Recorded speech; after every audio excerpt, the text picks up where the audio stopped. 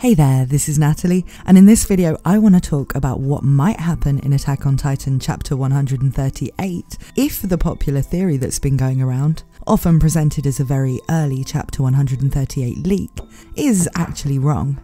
I've already made a video about the chapter 138 leaks and what the ending of Attack on Titan will be like if they're right. And personally, I really like that dark ending. But as a lot of people have pointed out, creator Hajime Isayama has said in the past that while he originally considered an ending similar to the movie The Mist, which would fit with the rumbling ending, he ultimately decided on something more peaceful, like Guardians of the Galaxy. If he didn't change his mind again after saying that, then the climax described in the alleged leaks wouldn't fit. So it's worth analysing some other options while we wait for the more credible chapter 138 leaks that should come at the beginning of March. So what might a happier ending look like? Well, based on the current situation at the end of Attack on Titan chapter 137 and the various plot threads that seem like they should be resolved for the finale to be satisfying, I would think it would need to be the fairly Code Geass style ending, where Eren's intention all along was to become the enemy that would unite everybody. This is a fairly popular fan theory, but how exactly might it be pulled off in chapter 138? Well, first, I think Eren would need to survive the blast from the end of chapter 137 in some way, so that he can actually have some final moments with other characters where his intentions can become apparent, and to give a conclusion to Mikasa's role in the story. There being no real conclusion for Mikasa was, after all, the thing that most people seem to think is wrong with what I'm going to call the leaks ending, where she just dies without ever speaking to Eren again. So let's say Eren uses the power of the Warhammer Titan to crystallise himself and survive the explosion. He's also healed his real body inside the Founding Titan, so he's not just a head anymore. This would give some payoff in the finale to him having the Warhammer Titan shifter ability and to all of the effort he went to get it, though perhaps not in as interesting a way as in the chapter 138 leaks version of the ending. In this version of things, the rumbling has stopped, and the Colossal Titans are now just standing there, slowly letting off steam, and the Founding Titan body is crumbling.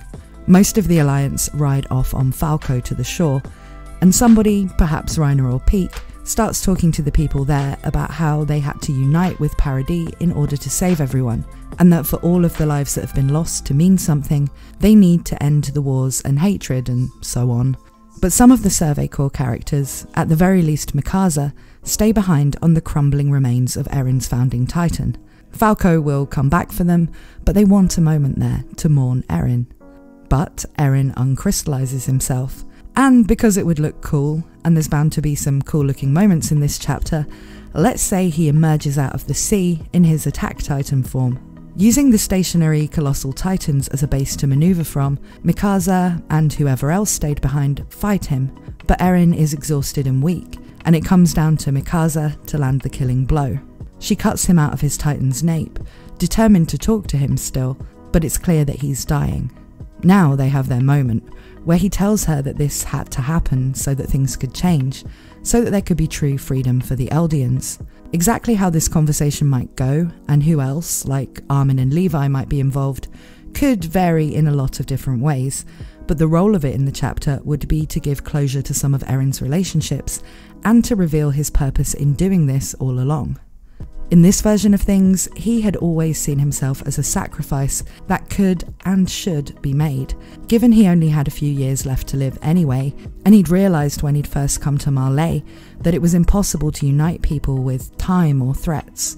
When the idea of starting the rumbling had been presented to him, it had become clear to him that if he made himself the villain, just as Willy Tybur had tried to do, but with his own allies as well as his enemies, then a future where Eldians are united and not treated with hate and fear could be possible. This would be the basic premise of this kind of ending, but there would need to be a lot more to it to resolve everything. Some of this could be done in the epilogue in Attack on Titan chapter 139, but some would also need to be done here at the end of the climax. The Code Geass type gambit of Eren becoming the enemy that was needed to unite the Eldians from on and off the island and effectively change the world is plausible, given we've already seen the Alliance form, and this would bring a conclusion to the socio-political side of the story and the personal stories of many of the main characters. But the ending also needs to somehow wrap up the fantasy aspects of Attack on Titan, in terms of what happens after this climax when it comes to the Titans, the Curse of Ymir, and the organism known as life. It also needs to give some meaning to the plotline with Historia's baby and reach that final panel with a man and a baby and the line "You are free now" by the end of the final chapter. Now, there is another whole set of theories around a Norse mythology style ending where Historia's baby will be Ymir reborn. And I'm going to make a separate video about that, so I won't be using it for this one, but be aware that it is possible that the Ymir reborn ending could actually happen in combination with either the happy Code Geass ending or the darker ending from the alleged leaks. And if you're interested in that, please consider subscribing, because I will be covering all different ending possibilities. For this video though, I'm considering an ending where Ymir is not reborn, so it's the pure End of the Titans ending. So for this ending to work, it seems like the resolution would need to include some end to the Titan shifter powers and the Curse of Ymir, because even if things change politically and the Eldians are no longer despised, if there are still Titan shifter abilities going around, the whole cycle may just start up again, with the holders of the Titans deciding to use them to dominate. Plus, there would always be people cursed to die after 13 years, even if they never use their Titan abilities. Isayama has made it feel like the time might be right in this world for Titans to have their extinction. As we see, technology is advancing, and if we think of them as being at about World War I technology-wise, then, well, they're not even generations away from having things like nukes. That could deal with a problem like parody pretty comprehensively. The story taking place at this time in this world's history, when humans are moving forward in a way where Titans are already becoming obsolete as the dominant force, does kind of make it feel like if the ending Eren achieves doesn't bring about the freedom of the Eldians one way or another, the world will find its own solution, and Titans will be eradicated fairly soon, but the Eldians with them. So I could definitely see the happy ending option including the destruction of the life organism, perhaps it simply being killed as it tries to emerge and save Eren again, just as Gabi suggested, and the paths becoming forever inaccessible to people, with Ymir as well as the organism defeated. Now, exactly how and when this would happen is hard to figure out, given we probably need Eren to be able to use his Titan abilities and for Falco to be able to use his, just to resolve this situation. So perhaps it happens as Eren dies, with Falco already safely on the shore.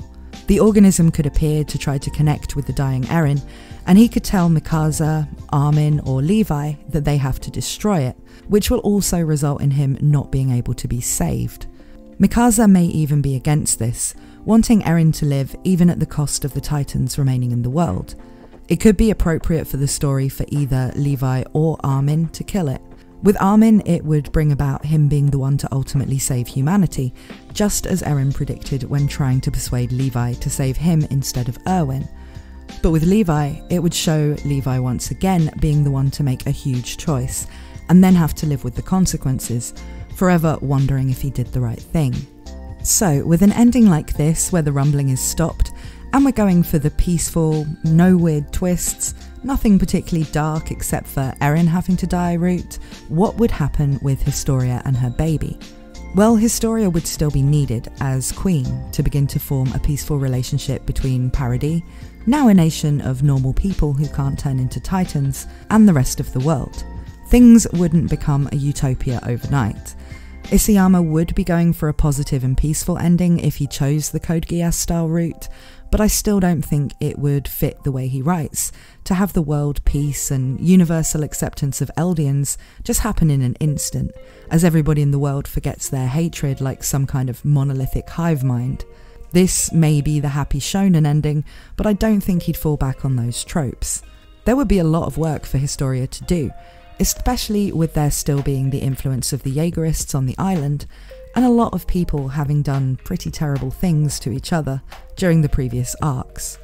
This kind of thing would probably be discussed in the epilogue, where we may also see how other storylines that otherwise never got a conclusion wrap up after the climax, such as whether Connie's mother reverted back to a human or simply died when the Titan powers were removed from the world.